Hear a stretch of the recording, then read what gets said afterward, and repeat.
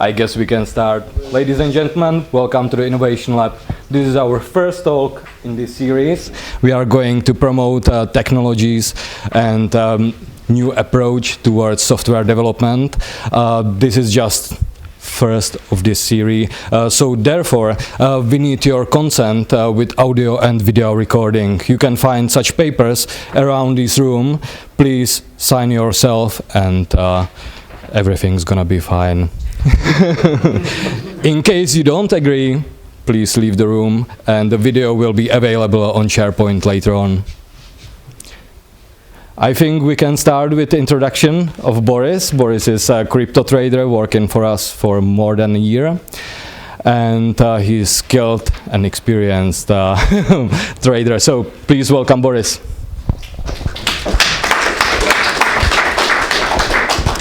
Okay, so welcome everyone from me too. Today we're going to discuss cryptocurrencies in general. It's a thing that has been echoing around. A lot of things being discussed about cryptocurrencies, and today we'll take a look at what they are and what they are not, and what we can do with them. So, in general, cryptocurrencies are supposed to be, or were supposed to be initially, a way of payment. They were supposed to be a competition for SWIFT transfers, international transfers, possibly later a competition to traditional banking payment methods. This, to be honest, hasn't happened yet. The market is not really able to accept cryptocurrencies as trading payments, except for some very, very minor exceptions.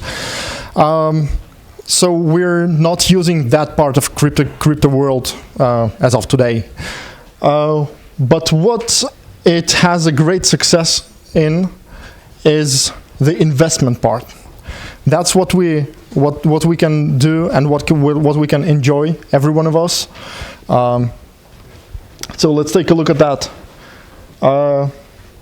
Business cases here are pretty simple. You can either earn cryptocurrencies with mining.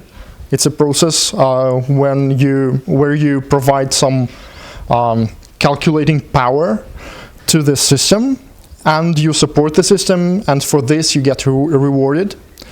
And the second option is the actual trading, where you purchase cryptocurrencies and trade them for other cryptocurrencies or the traditional fiat money. A lot of people I know are actually mixing up these two things. To my mind, it's not a very good idea, because by definition these two things have very different or even contradictory requirements. With mining, you want to stay with a stable solution, stable prices, where you can mine and estimate what you are going to be earning. With trading, on the other hand, you accept the volatility of cryptocurrencies, and you actually enjoy the price changes, because you can profit on that. So today we're going to be talking about trading in particular.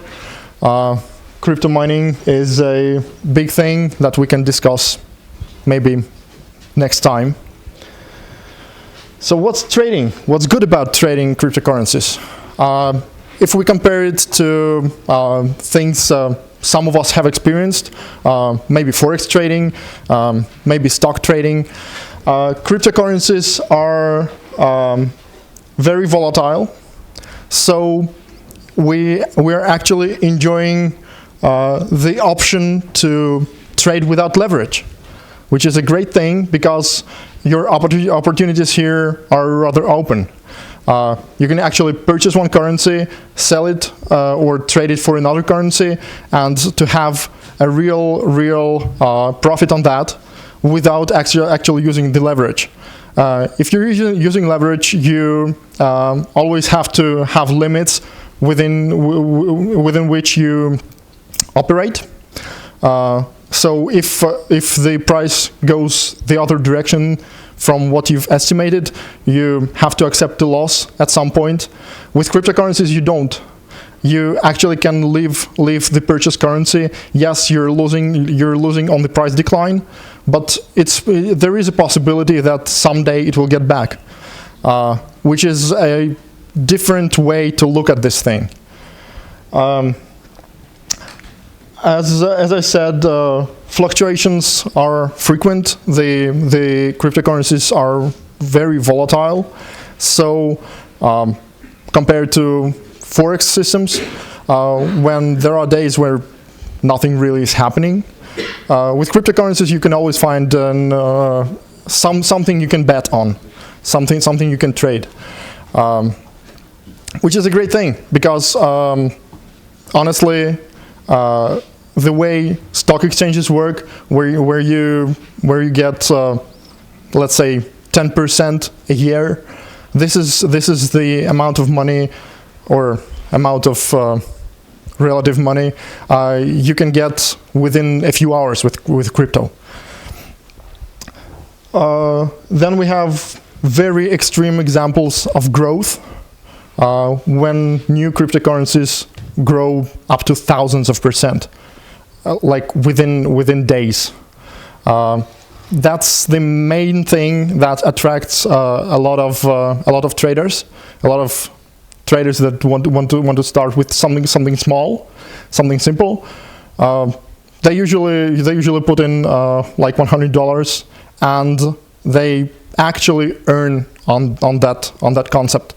If you put in your trades with confidence, with that you know the way the market behaves, then you can really earn a lot with crypto.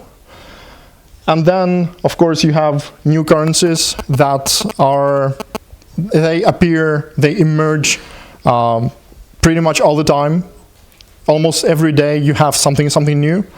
And new cryptocurrencies they can be traded in a different manner compared to already running instruments. Existing instruments, they're usually analyzed with technical analysis. And you estimate how the market is actually behaving. With new currencies, it's a different situation here.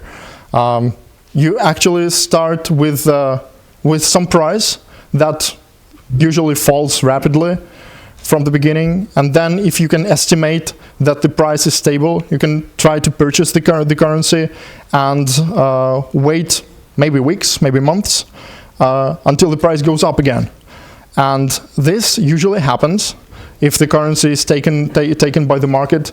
There is some marketing happening around the project that is behind the currency, and here the growth may be really huge. We're talking thousands of %.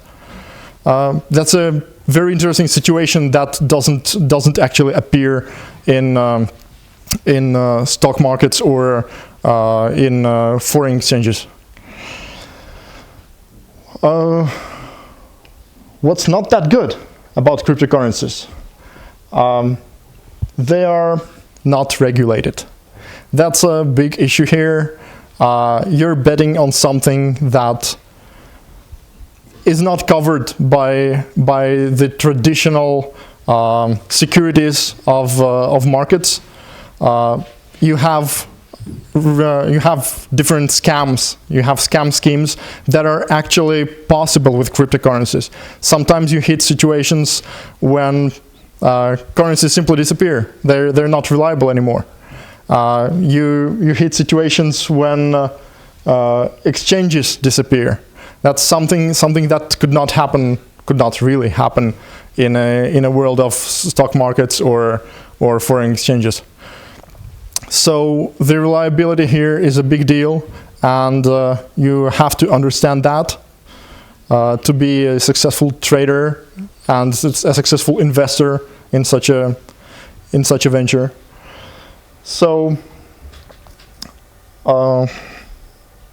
if we go further, if you want to start, I suggest usually start with something small.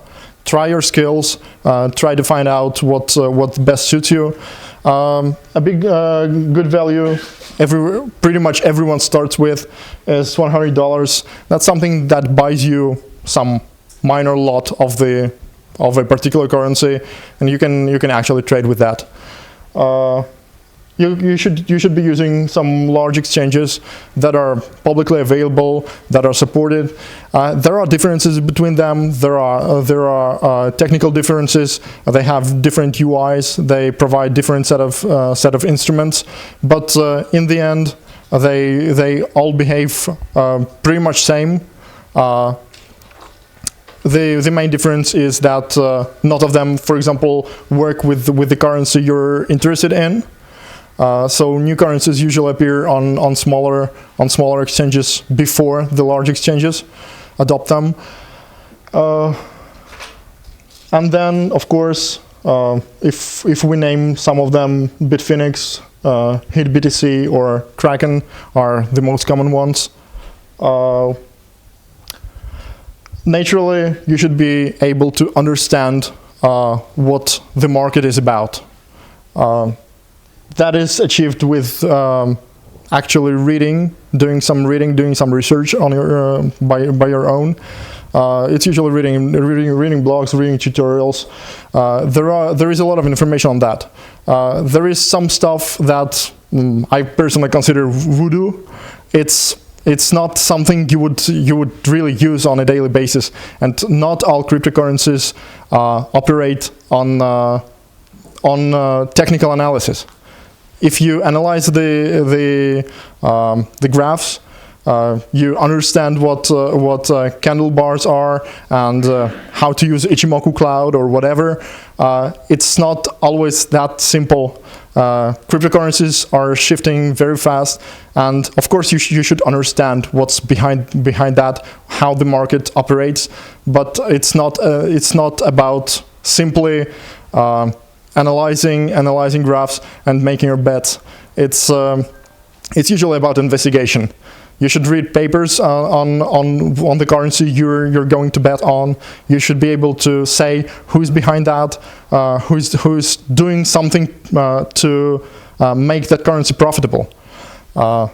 That's the most part where the trader actually makes his input. And then, of course, you should be able to tame your expectations. There are messages on the internet where they say, okay, by the end of the year, you're buying a new Lambo. You start with $100 and you have a new Lamborghini. Of course, some people are that good that they would be able to achieve that. I have to say, I'm personally not that good.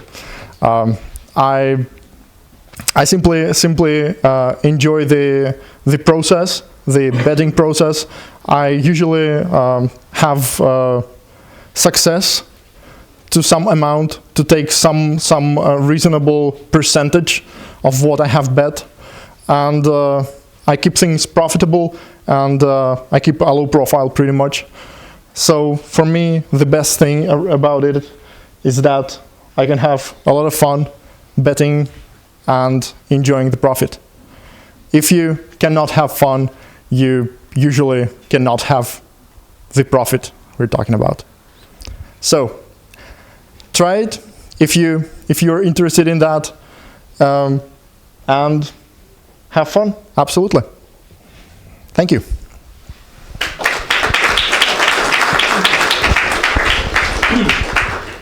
Thank you very much, Boris, for introduction to this cryptocurrency topic. I would like to open Q&A session. I guess there is a lot of curiosity, and please raise your hand in case you got question towards Boris. I can do the other question if everybody else. Okay, Marek, please hand it over.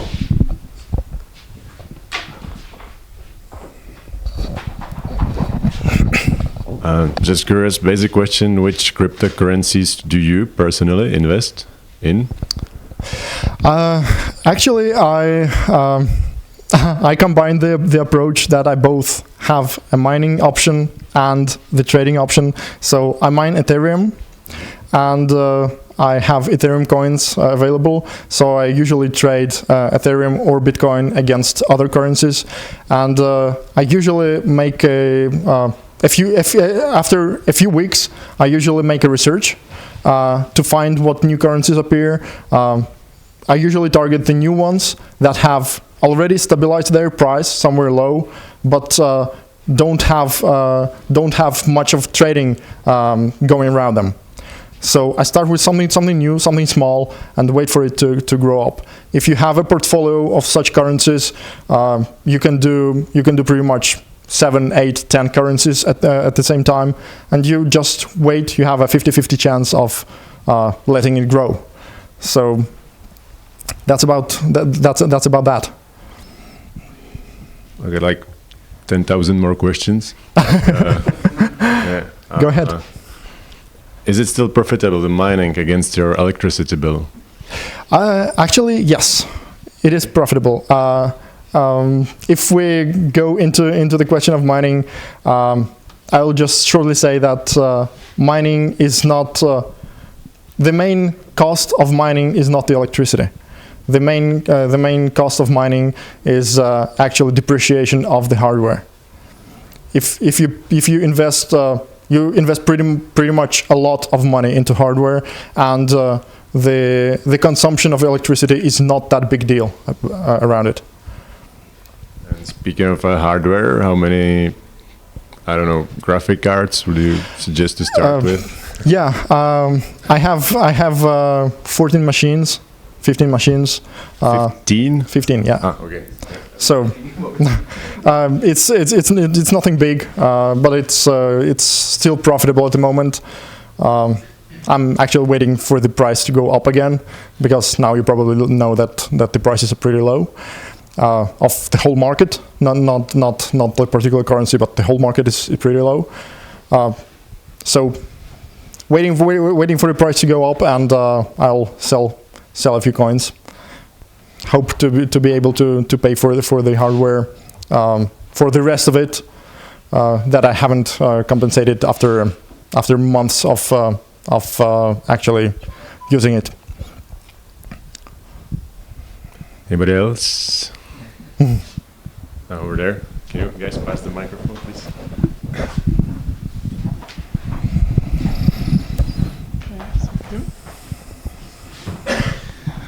So based on your experience, how different do you see the cryptocurrency trading compared to Ponzi games?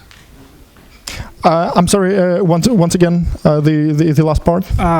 So based on your current experience, how different is the cryptocurrency trading compared with the Ponzi games? I'm sorry, I didn't catch the last word. Ponzi games. Ponzi games.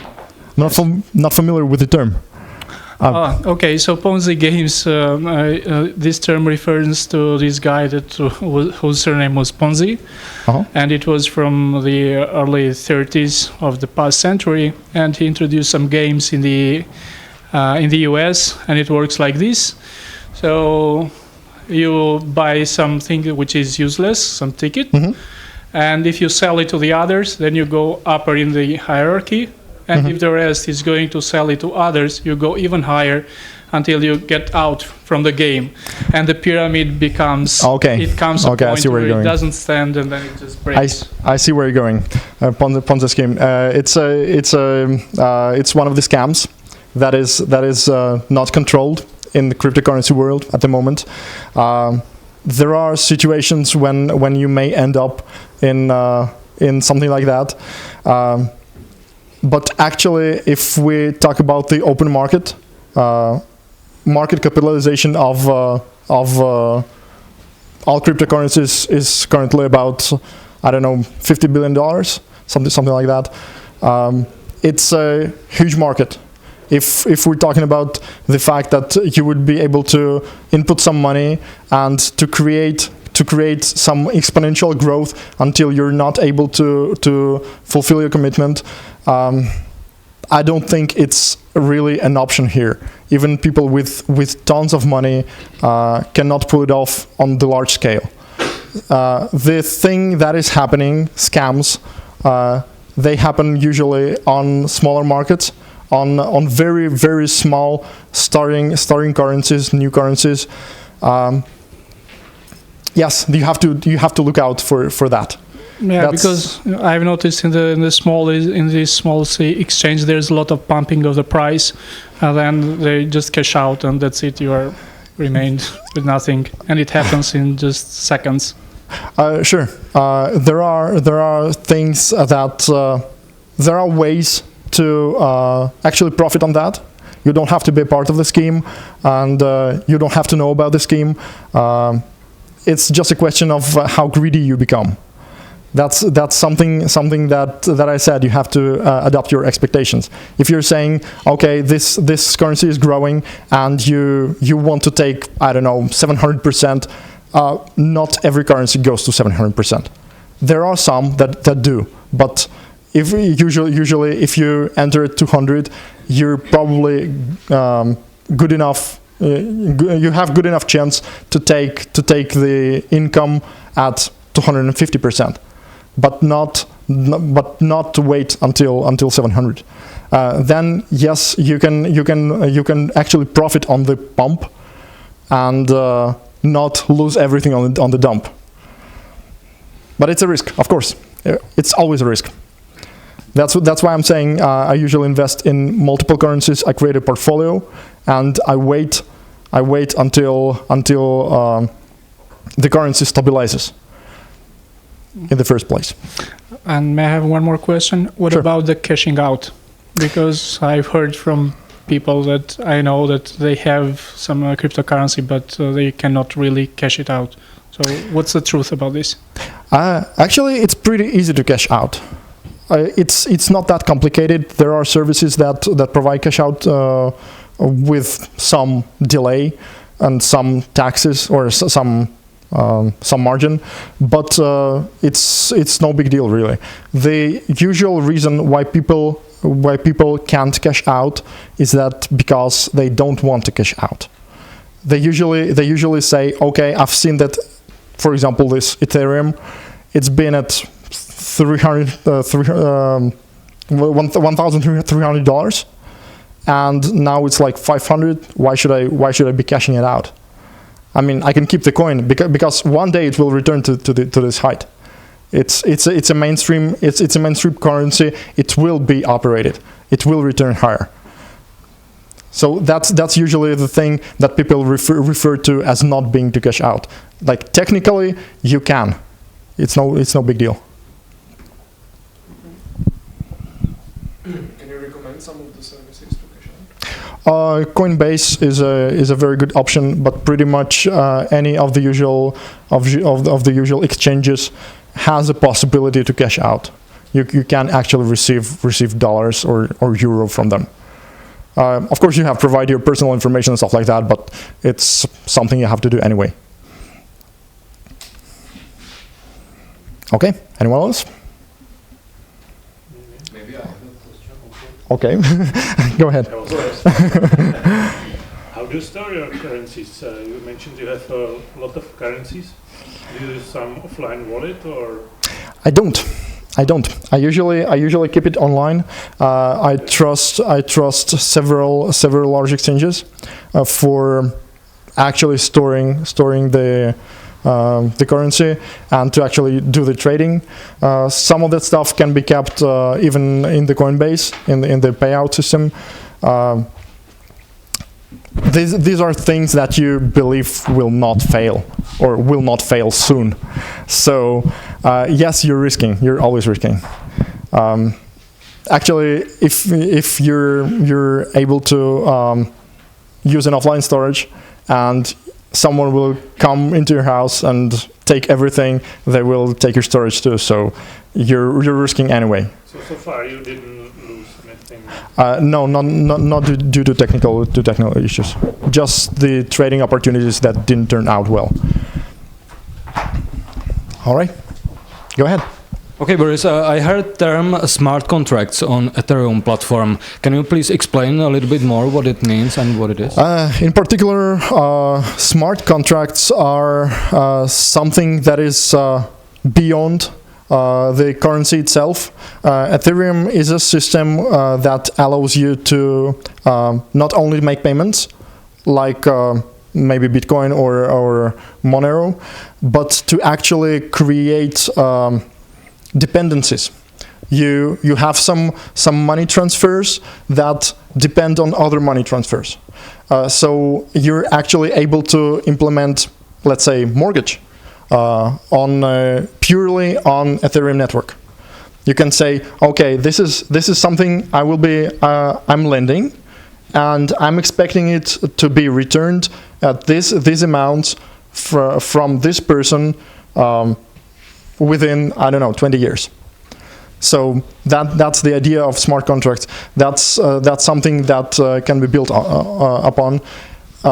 There is a lot of software actually building on that. So that's the main reason why Ethereum is rather successful. It's actually number two currency, and of course you're using Ethereum coin to pay for the contract. Thank you. Any other question? Where do you find the information about Just a moment.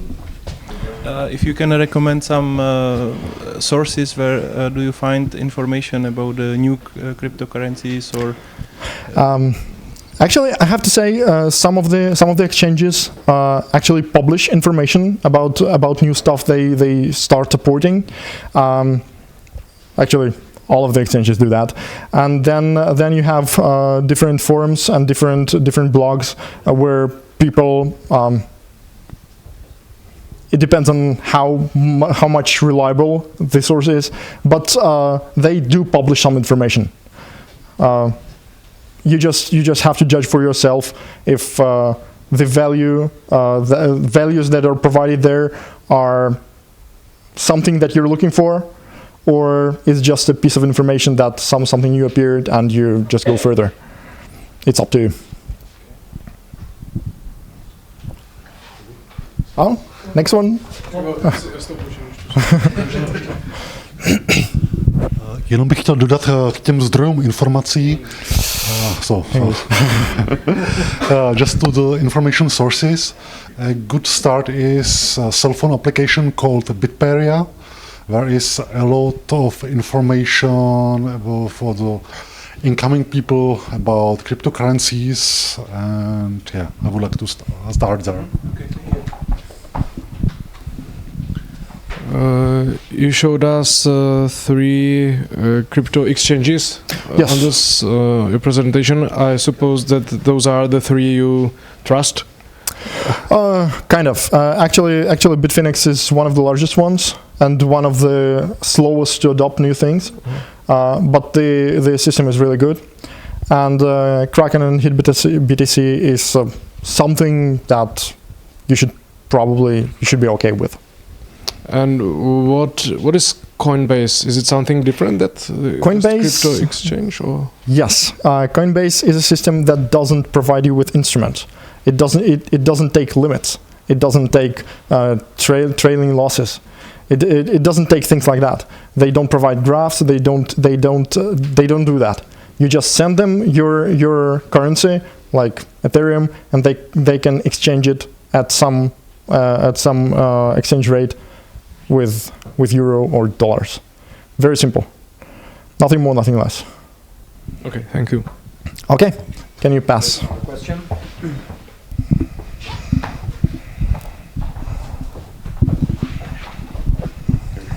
Thank you. Yeah, because you mentioned real profits, I would like to ask what kind of documents are you going to provide to the Czech tax services to be sure that you're not underestimating your gains? That's a very good question. That's a thing that is not really controlled at the moment. The European Union doesn't have strict rules about cryptocurrencies. Cryptocurrencies are not stocks. and they're not market exchanges. You're actually valuing your income, and you're supposed to put it in a tax form once you receive the money. But actually owning cryptocurrency is not something that you say, okay, this is my asset. Yeah, but once you do the cashing out, you have a profit. Yes, yes, you do. In how EU, that is like taxable profit. Yes, it is a taxable profit. So the question is, if they are not tracing it, can you do some illegal activities, take the receipts, and just say, well, I did it through cryptocurrency. It's not that I killed somebody, you know? Yes, you can, and actually, a lot of people do. That's one of the options, one of the situations where cryptocurrencies are actually used as a payment method when you do illegal stuff. Technically speaking, your financial institution is not going to be checking on your Ethereum account. They're not going to trace it. If something happens, something huge happens, and you receive like $1 million on your account, they will probably look into it.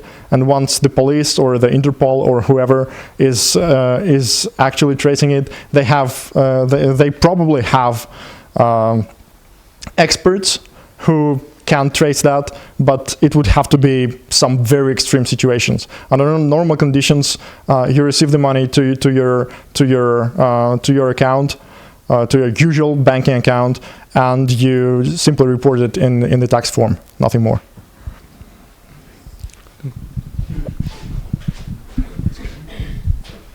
Yeah.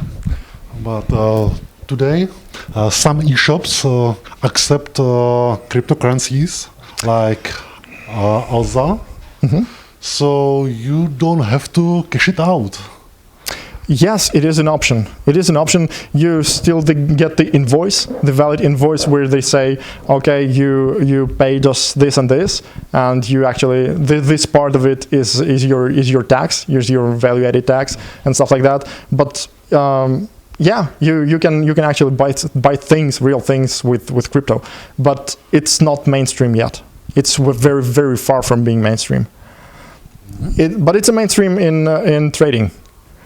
A lot of people invest in that and get profits on that and losses. So, okay, thank you. Any other questions? Quickly, one. It's about you mentioned that you have how many machines? 14, 15. So could you tell us more about this? Are they working 24 hours and what about heating? So yes, I would love to leave that topic till the next time. Okay. It's a really big thing. We can discuss different parameters and what is profitable, what is not profitable, how to go around it. Yes, it creates a lot of heat and it runs 24/7. Yes, it does. Okay, thank you.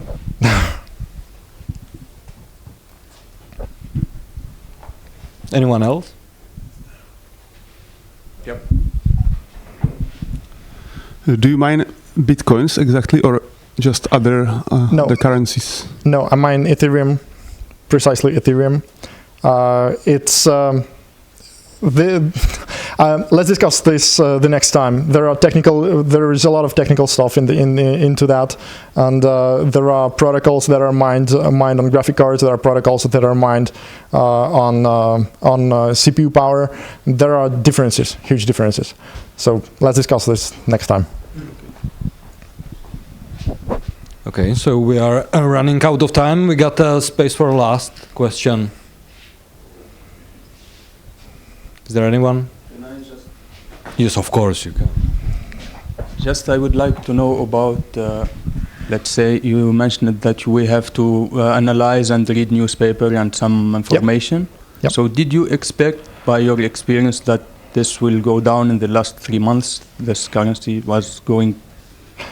Actually, there are expectations. Every time the market is bullish and it goes up in a pretty fast pace, you can expect at some point to be falling. What I expected is that on Christmas it would fall. I knew that, and I was pretty much prepared for that. This is Christmas gift, or? Sorry? It's a joke. I mean, it's like kind of Christmas gift that the people that they will put the money there and finally. Actually, a lot of people did that. I've spoken to people in other countries, and for example, in the United States, it's a pretty common gift that to give your children an opportunity to trade, to understand the money, to understand the market. They give a Bitcoin to them. So there was a lot of Bitcoins being bought in the last 2 months of the year. It was expected to fall, and it actually did. Thanks. Okay, thank you very much. That was the last question, so we can call it for today. Thank you very much, Boris, for your presentation. Thank you very much for everyone who contributed to organizing this session. And please join us on Innovation Lab channel. We are going to organize much more sessions regarding various topics, so please take a look and join us. Thank you. Thank you.